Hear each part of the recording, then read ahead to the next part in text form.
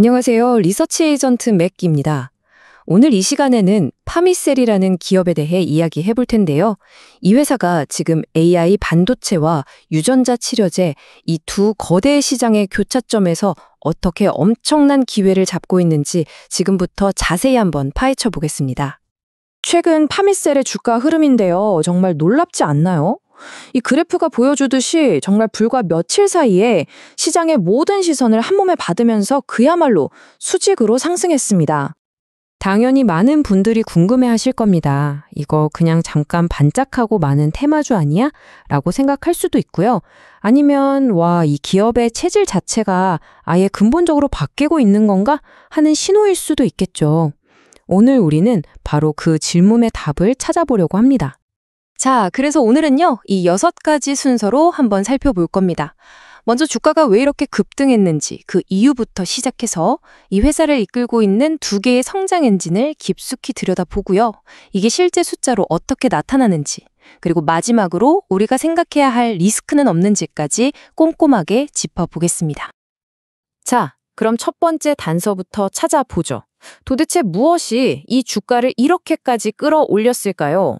단순한 뉴스 한 줄 때문이었을까요? 아니면 그 뒤에 우리가 보지 못한 더 큰 그림이 있었던 걸까요? 일단 직접적인 불씨를 당긴 건 바로 이 공급 계약 공시였습니다. 41억 원이라는 금액 자체도 물론 의미가 있지만 사실 시장이 주목한 건 그 내용이었죠.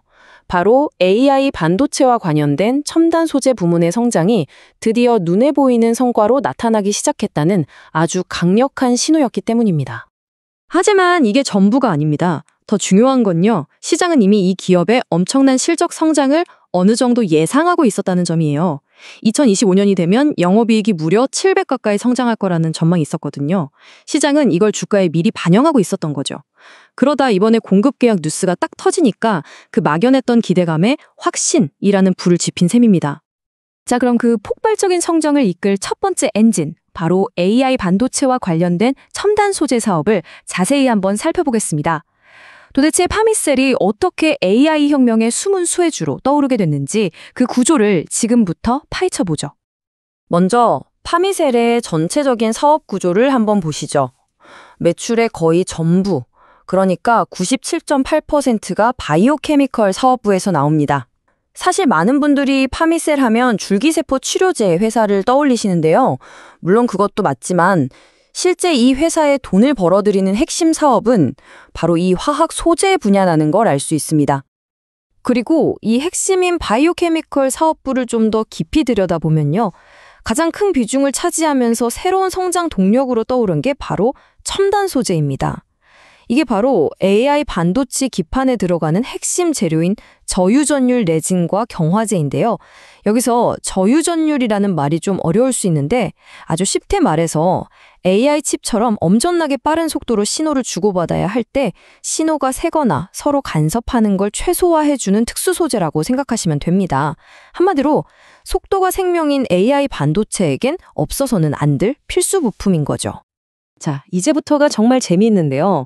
파미셀이 만든 이 작은 화학 소재가 도대체 어떻게 글로벌 AI 시장의 심장이라고 할 수 있는 엔비디아의 GPU까지 연결되는지 그 공급망을 단계별로 한번 자세히 따라가 보겠습니다. 이 구조를 이해하는 게 파미셀의 성장성을 이해하는 핵심 열쇠라고 할 수 있습니다. 이 공급망을 이해하려면 먼저 CCL, 우리 말로는 동박적층판이라는 부품을 알아야 하는데요. 복잡하게 생각할 거 전혀 없고요. 그냥 수많은 반도체 칩들이 올라가고 서로 신호를 주고받는 인쇄회로 기판, 즉 PCB의 가장 기본적인 원판이라고 생각하시면 딱 맞습니다. 파미셀의 소재는 바로 이 원판을 만드는 데 쓰이는 거죠. 이 공급망은 마치 아주 정교하게 짜인 릴레이 경기 같아요. 자, 첫 번째 주자인 파미셀이 특수화학 소재, 즉 저유전율 레진이라는 바통을 만들어서 넘깁니다. 그럼 두 번째 주자인 두산이 이걸 받아서 단단한 원판인 CCL을 만들죠. 이걸 또 세 번째 주자인 이수페타시스가 이어받아서 이 원판들을 아파트처럼 아주 높게 쌓아 올려 최종 기판을 완성합니다.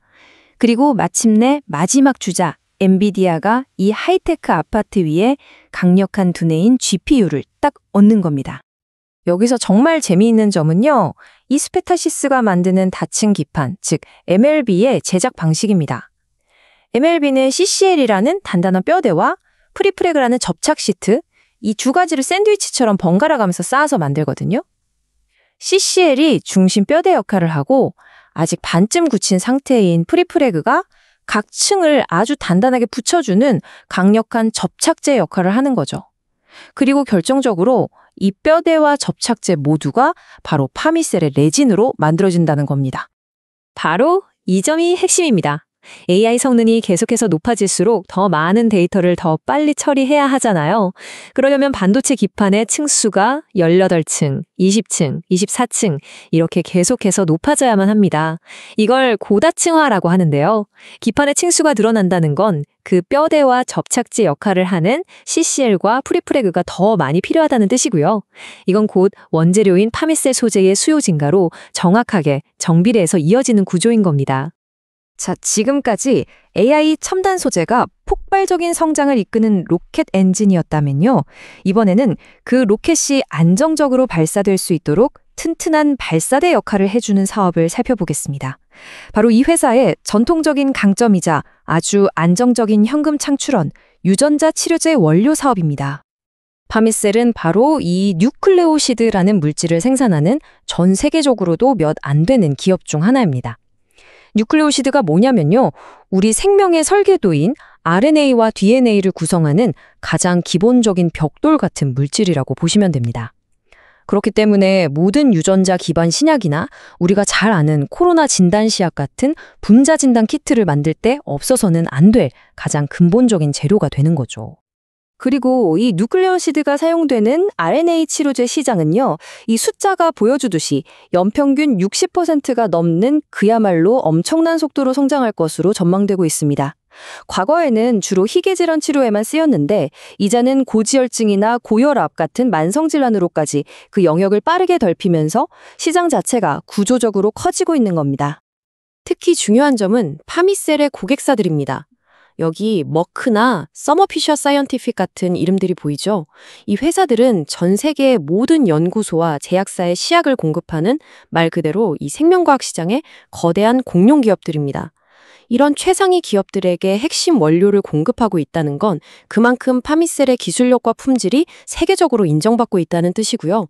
또 아주 안정적인 사업 기반을 확보하고 있다는 의미도 됩니다. 자, 그럼 지금까지 살펴본 이 두 개의 강력한 성장 엔진, AI 첨단 소재와 유전자 치료제 원료 사업이 실제 이 회사의 재무제표를 어떻게 바꾸고 있는지 이제 구체적인 숫자를 통해서 그 변화를 직접 확인해 보겠습니다. 이 재무 추이 표를 보시면요. 지금까지 했던 모든 이야기가 이 숫자로 증명됩니다. 2023년, 2024년을 지나서 2025년 예상치를 한번 보세요. 매출액이 거의 2배 가까이 뛰고요. 영업이익은 47억 원에서 무려 373억 원으로 급증합니다. 영업이익률은 7%대에서 32%대로 그냥 수직 상승하죠. 바로 이런 비약적인 성장을 우리가 퀀텀 점프라고 부르는 겁니다. 특히 영업이익의 변화가 정말 극적인데요. 2024년에 비해서 약 694%, 그러니까 거의 8배 가까운 성장이 전망되고 있습니다. 이게 어떻게 가능하냐고요? 바로 앞서 우리가 분석했던 마진이 아주 높은 AI 첨단 소재의 매출이 2025년부터 본격적으로 실적에 반영되기 때문입니다. 기존 사업의 안정적인 성장 위에 새로운 고수익 사업이 더해지는 아주 이상적인 그림이죠. 이런 폭발적인 이익 성장은요, 이 기업의 가치, 즉 밸류에이션을 평가하는 방식에도 큰 변화를 줍니다. 2024년의 실적만을 기준으로 보면 주가 수익 비율 PER이 176배로 이거 너무 고평가 아니야? 라고 생각할 수 있거든요. 하지만 2025년의 예상이익을 기준으로 다시 계산하면 PER이 31배 수준까지 확 낮아지는 걸 볼 수 있습니다. 현재 주가가 미래의 성장을 얼마나 미리 당겨와서 반영하고 있는지를 보여주는 아주 중요한 지표라고 할 수 있죠. 자, 이제 마지막으로 지금까지의 모든 분석을 바탕으로 이 기업의 기회 요인은 무엇이고 또 우리가 투자할 때 반드시 유의해야 할 리스크 요인은 무엇인지 객관적으로 한번 정리해 보겠습니다. 기회 요인은 아주 명확합니다. AI와 바이오라는 두 개의 거대한 성장 산업에서 핵심적인 역할을 하고 있다는 점, 그리고 이게 2025년에 폭발적인 실적 성장으로 이어진다는 강력한 전망이 있다는 거죠. 또 부채 비율은 10%대로 아주 낮아서 재무적으로도 굉장히 탄탄하다는 것도 큰 장점입니다. 반면에 리스크 요인도 분명히 있습니다. 현재 주가는 미래에 대한 이런 높은 기대감을 이미 상당 부분 반영하고 있다는 점이죠. 따라서 만약에 미래 실적이 시장의 기대치에 조금이라도 미치지 못할 경우에는 주가가 조정을 받을 위험이 있다는 점은 반드시 생각하고 있어야 합니다. 오늘 분석이 파미셀이라는 기업을 AI와 바이오라는 두 가지 렌즈를 통해 다각도로 이해하시는 데 조금이나마 도움이 되셨기를 바랍니다. 감사합니다.